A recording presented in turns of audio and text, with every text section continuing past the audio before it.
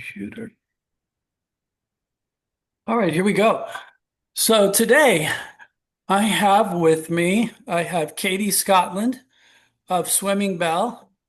Swimming Bell, if you aren't already listening, is the ethereal folk dream pop musical project of Katie, and we're super glad to have her here. The band is known for lush harmonies, atmospheric production, influences from Laurel Canyon folk to psych rock to creating immersive soundscapes, often compared to sinking into water, hence the name. With the recent EP Somnia exploring deeper textures and rhythms, which I've been listening to a lot of. Um, so, Katie, you grew up in New Jersey. That's where it all started for you. And then were you born in Philadelphia? I saw a couple things on the web. I was trying to get that straight. Yeah, actually, I grew up in Philadelphia or the suburbs of Philadelphia. And yeah, so I grew up there and I went to college in New Hampshire and then ultimately finished in Philadelphia. And then my 20s I spent living abroad, traveling, doing all kinds of things. And then I ended in New York for 10 years Wow. for most of my 30s. And then I moved to LA in 2020. Wow. So never New Jersey, but close. Well, I don't know where I got that from. It was somewhere on the web. My gosh. Okay. So you're trying to say that you're not still in your 30s? My gosh. No, I am not. But thank you. Well, what was it like for you? What was music like for you in your house growing up? And when did it start feeling like something you wanted to pursue seriously? So we did have lots of music in my house, the kind of, stereotypical Beatles, Beach Boys, a lot of Crosby, Stills, Nash and Young. My mom would sing a lot of Peter, Paul and Mary. So I think like the harmonies, were kind of like starting to get into my mind. Um, and yeah, I loved music as a kid. I sang in choir and stuff. And then but I didn't actually start pursuing anything until later in life. So I started teaching myself guitar when I was about 29, 30, and started writing songs like slowly, but then, you know, more consistently into my early 30s. And that's when I actually first started playing out and like formed a band and then yeah, I had like a little band for maybe a year and then eventually moved into doing more of like the solo project because I found it easier to kind of record and do the things I wanted to do just without a lot of other input. Hmm. Um, but yeah, so that became Swimming Bell, and that started in like 2017 in New York. And I liked having it be a name that wasn't like my own name, even though it is technically a solo project. But I wanted the ability to either play solo or have a band or have it not just be like, my face, like even though my face is all over the albums and stuff. But yeah, I just wanted it to feel like more of a project than like a singer-songwriter writer vibe. Cool. But yeah, so I was like in my early 30s when I started doing it. And now you're in Los Angeles, is that right? Yeah, I And moved here in July 2020. what part of LA? I live in Eagle Rock, Okay. so it's like it's kind of the east side, near like Highland Park and Sure. um yeah, like Glassell Park and stuff. Yeah, I grew up in LA myself. Oh, What was nice. that like going from New York to LA, East Coast, West Coast? How did It's that in, feel? it's And interesting. Yeah, there is a difference. Like, well, firstly, I moved at like a really difficult time because everything was shut down. So it took a long time for me to kind of get my bearings and meet people and feel like a sense of community. And uh, just the pandemic obviously stunted everything for everyone. But then, a couple years later, I actually had the opportunity. There's a record store here called Permanent Records, and they have shows, and it's a bar, and it's a pretty cool place. And I had played there solo a couple times. And the owner, Lance, he asked if I wanted to help book shows there. So I started kind of helping. I wasn't really curating the shows because it was mostly people already like trying to play there, and I would just kind of facilitate the emails and stuff. But I would go to the shows like every time I was hosting one, and so it was really nice to be able to meet people and kind of get involved in like the music community. Um, I love the quality of life here in LA. I think, it's quiet. I can kind of dip in and out of things, that are going on, but I still feel like a sense of like it's very it's very pleasant, And New York is crazy. But I will say like one big difference that I have found is that because there's so much stimulation in New York all the time, you get a lot of input. So the creativity kind of feels like easier in a way because and you also don't want to sit in your apartment. So like I would go into my studio all the time and write and just kind of feel like a part of something that's kind of magical there. And here you have to kind of find it and make yourself, go do these things and get out of your comfort zone because it's very comfortable to stay home because you have like a cute little situation and it's quiet, and also like, you know, not being in my 20s or 30s, it's like, do I really want to go do that? So you were in a walkable situation in New York, and now is it more like you have to jump in the car if you want to go somewhere? It's not as walkable. Yeah, I actually landed where I've been in the same house the whole time, and thankfully just kind of, coincidentally landed in a house that is kind of walkable to stuff. Of So course. that's really cool. But at the same time, yeah, you have to drive to the show that's like 10 minutes away or 15 minutes away, or like you are driving a lot more, obviously. I don't love driving, but I mean, overall, I think, I don't know that I could like live in New York again because it's just so loud. And I have like sensory stuff, and I felt like 10 years was like, that's when you kind of hit your mark. Where's the family at now? Mom and dad, where are they? My mom is still in Philadelphia in the house I grew up in with my Oh, cool. stepdad. And my dad, he's between New Hampshire and Florida. He kind of does the snowbird thing. So my family is definitely East Coast. I have brothers. There is one here in LA, and then I have two brothers that are on the East Coast as well. Were they So I try to your go back every year. Sorry, were they your musical influence in the beginning? I mean, did they help get you into music? It sounded like your mom was in very much into music, and how about your dad? And was that your education? To My get mom started? definitely is into music and she loves to sing. And yeah, I think she's definitely more of the like artistic creative gene, perhaps. My dad is more business minded, but I see glimpses of like he's definitely creative. You have to be creative to be a business person because you're coming up with like these ideas and stuff. But Absolutely. um, it's funny because like sometimes he'll sing along to something and I'll say, Dad, like you actually have a good voice. Like, it's like it's in him, but I don't think he's ever really let it be a thing. But he loves music, and his girlfriend, she loves music too. And she gets him to go out and they see a lot of live music and stuff. But yeah, I would say like my mom, my mom was probably the primary like musical you know, influencer, but it was kind of like I don't know, I kind of feel like I just kind of found like my brothers weren't really influencing me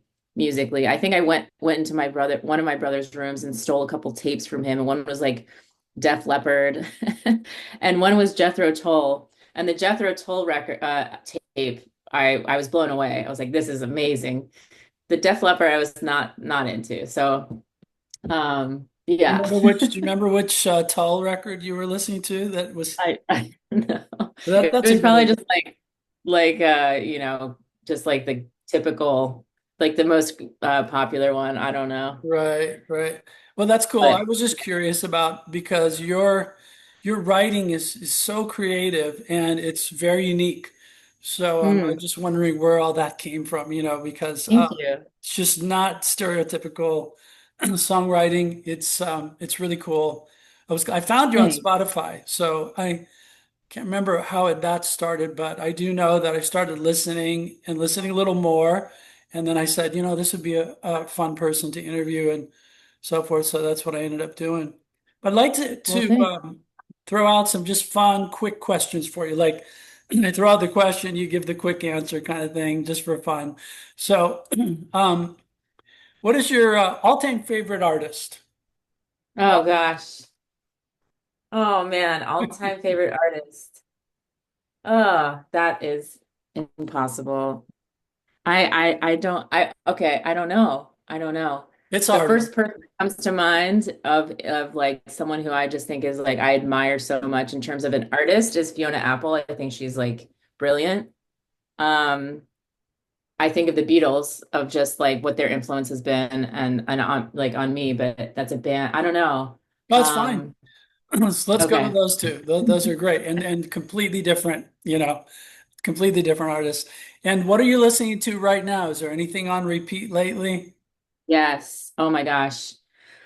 This, I think he's Danish. I've gotten really into instrumental music. I'm kind of over lyrics right now. I don't know. It's just like there's so much noise that I want to just kind of have anyway. But his name is Misha Parn Parnfilov or something. Parnfil I could look it up, but his music is like uh, it's jazz. It's like experimental jazz, but it's very repetitive and it builds on itself.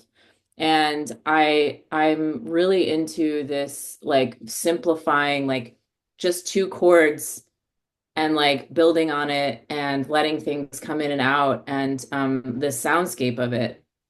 And it also has like a bit of krautrock kind of like re repetition of groove, like it's very groovy. And so he's like been on repeat. I also recently had the chance to see this band who is kind of like a super group here in LA.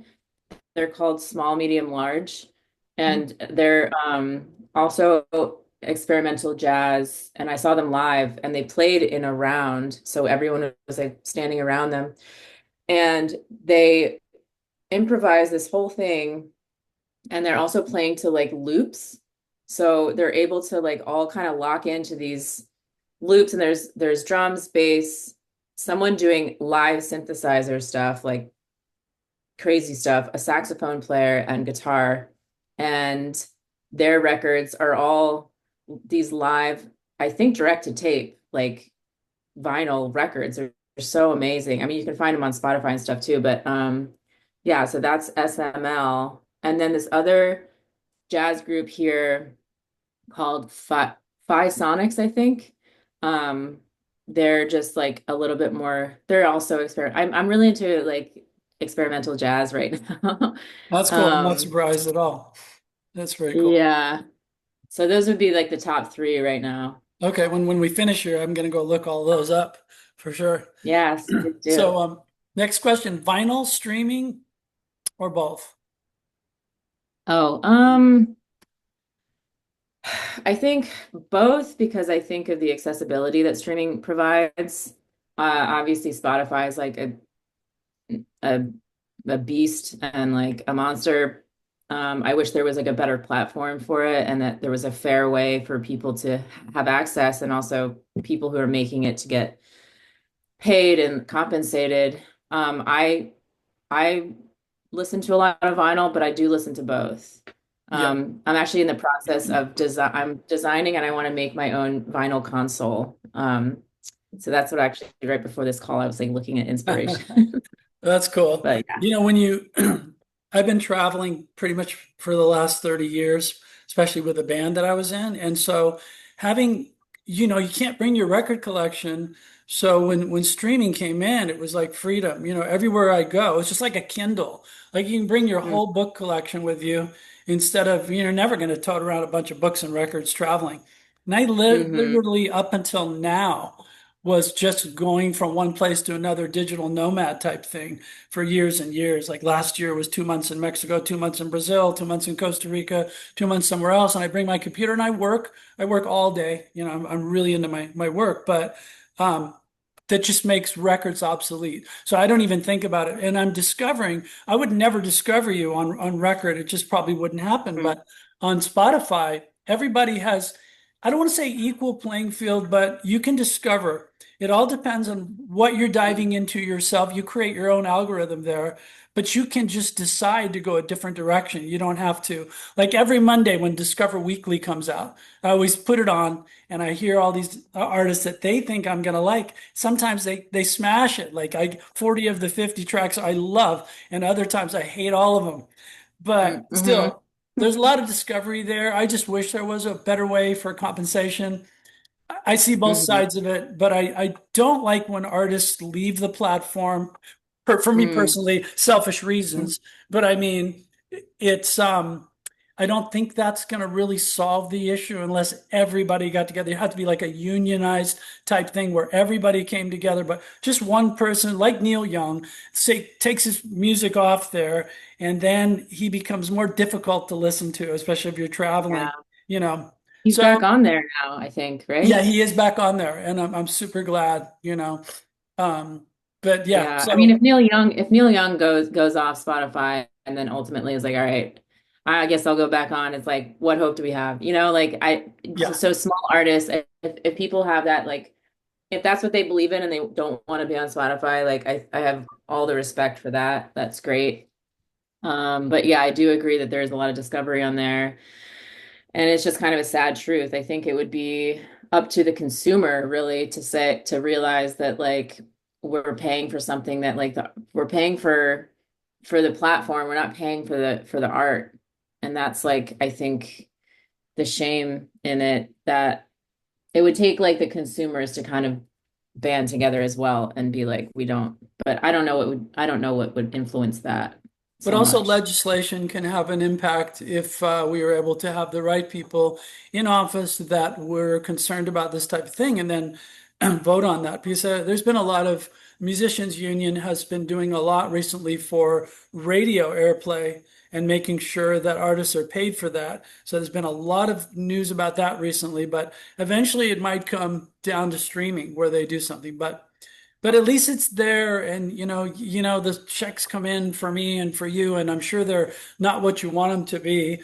But I'm just glad there's something coming in because I'm not really sure that I would have been signed to a major label or my band would have been back when I started it. So, but we've always had that place to go put our music if we want to. And the other thing you can do, of course, like what we've done, we've written a lot of protest songs, um, and things like that. And so there's ways to get your voice out there on these platforms, that way too. Hmm So, all right, back to Yeah. my little quick QC questions here. Beach, city, or forest? Where do your best ideas tend to happen? Mm. My best ideas tend to happen in a city, kind of going back to the whole like New York versus LA thing. I'd prefer to sit on a beach, but I wouldn't be doing anything. I would just be enjoying. Are you a morning songwriter or late night or somewhere? Mm. Um, that's a good question. I think that if I had more discipline, I probably would get better stuff as a morning writer because my brain is just much sharper. But I think that sometimes like a later night vibe. I do tend to write more at night, or at least I used to, at least. Now it's kind of like when it strikes a little bit. I have Your to kind of songs? sit down and like make myself. Okay, interesting. Your, I have to I have to really make myself like right. So it can vary. It's like whenever I have that, like, go do it, you know? right, right. Your songs have a dreamlike, kind of an intimate feel to them. And I'm wondering what usually comes first for you, lyrics, melody, or mood, you know? Mm. Well, I think usually what I do is I kind of start it's all like starting on guitar. I wish I could have a piano here. I don't play the piano, but I wish I had one here and at least I could play chords, but it would it starts on a guitar with just like simple progression ideas, and I'll kind of like sing gibberish and find a melody. I think definitely a melody before lyrics.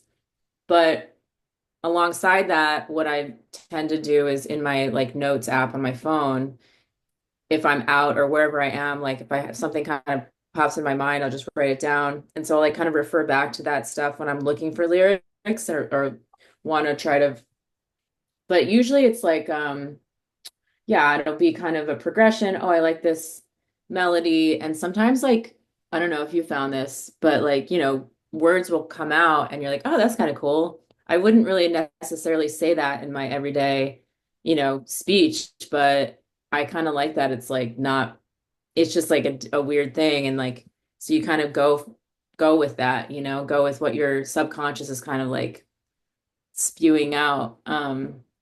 Yeah, so I think it depends, but mostly melody. Yeah, I think, and gibberish. Your song 95 at Night is approaching 100K streams on Spotify. I was wondering how you came up with that song and a little more insight on it. Unfortunately, I think some of your songs have lyrics, and I always rely a lot on the lyrics, and some don't. I don't think that one had the lyrics. I was trying to, I can dig. Mm, I could have found it, but I didn't. Um, but I'm just curious about that, is about that song. That might have been the first song that I got, found in my algorithm. mm. Well, that song on the EP especially is I would say like, well, it's my favorite song on that EP. I'm not usually one to be like, oh, I love that song, but like that song is super special to me because it's the most personal and it's pretty straightforward. Like I wanted to, the lyrics are pretty straightforward. Like it's an homage to like my East Coast family and friends and everyone that lives in my mind that I don't talk to all the time Hmm. or very often even, but they're still like living here with me and like missing them and realize like yeah, it's like it's just kind of yeah, it's very personal. And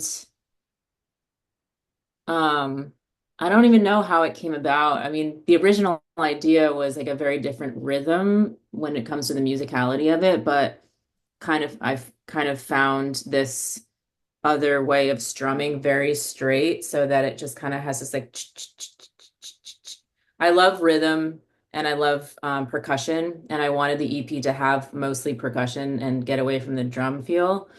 Um, and then working with Rob Schnaff, like, he had some ideas for the guitar that sounds kind of like almost like Hawaiian. And my pedal steel player came in. Well, actually, I had originally worked with my friend Ollie, who's based in New York. Usually, what I do is I go demo with him, and we work really well together. It's just the two of us.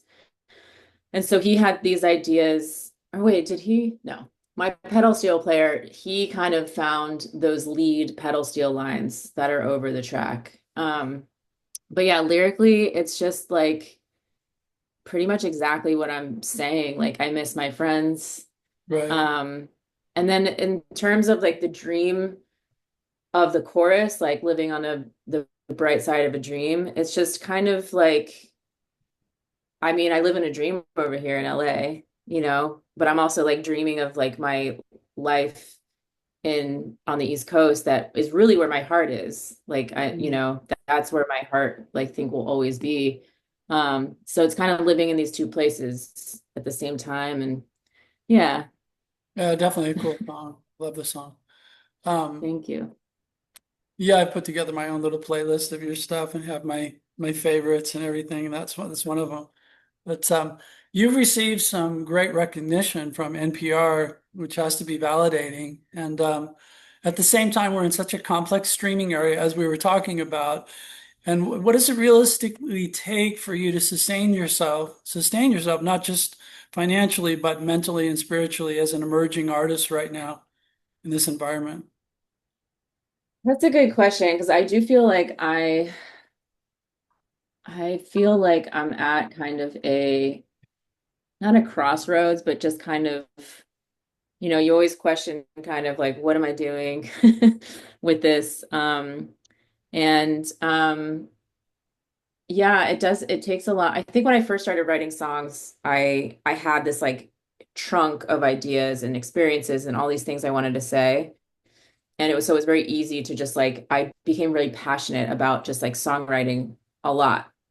And now I feel like I've said all of those things and I'm searching for like other things that I want to say. And then I started thinking, well, do I want to force, like, I don't want to force saying something. So is it better just to wait until I have inspiration to write? Or like, so that's the creative challenge. And then like, you're spinning all these plates like, oh, I should have been planning a tour for the spring. I need to be thinking about this. And then meanwhile, you're like, oh, and I need to keep writing songs. So it's like that juggling is really hard. I'm in a very, very fortunate situation that I can like afford to do this. And that's like incredible. But there are questions of like, how much do I actually want to invest into different things? Like, it's very expensive to record if I want to work with someone like Rob Schnapf, like, and I do have an idea for a full-length album that I yeah, but it would cost me so much money. And there's also this company that reached out to me about doing a tour in Europe, but their model is like, you give us $20,000 and we'll try to get guarantees, and it's like, I don't know the right things to do. Like, I wish I had a manager that was helping with, figuring things out, and I like making decisions that are the most like efficient use of time, and where I should be focusing my energy and stuff like that. So yeah, there's lots of like different kinds of challenges and trying to just stumble onto the next thing. But I do have the sense of like the need to keep moving forward, because otherwise I feel like I would just be existing and not really doing anything. So yeah, my goal right now is to like I want to make this album. And some of it might be instrumental, some of it might be like lyrical, but not quite as storytelling as some of my older stuff. That's kind of the EP was like veering into that a little bit, with some of the lyrics being like more sparse or just kind of repetitive. Because again, I feel like everyone is just talking in our daily life. Like, you open your phone, everyone's just talking and has something to say, and I'm just like, what if I don't have anything to say? That's great. What if it's too much? Well, I love instrumental albums and I listen to a lot of different things that are strictly music with no voice. Partly because, when you're working, you need a lot of that. I think there's a lot to be said for providing that kind of music for people that, yeah, actually your music is really good for that too, though. I can sit back and listen to it. It's not going to pull me away. It gives me it has that nice musicality and feels good, but I can focus on my work. There's certain groups you Mm-hmm. just don't want to do that with. And so I think that's not a bad idea. I mean, that was going to be my last question, was just what's coming up next for Swimming Bell that fans should keep an eye out for.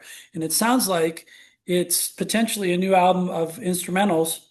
Well, Or I mostly. do, because yeah, maybe like I haven't figured it out. Like I have some, there will be voice, because I think that like I do enjoy singing and I love harmonizing, and I want to have that be a part of it. And a few of the songs they don't have the lyrics, but they have the vocal parts already.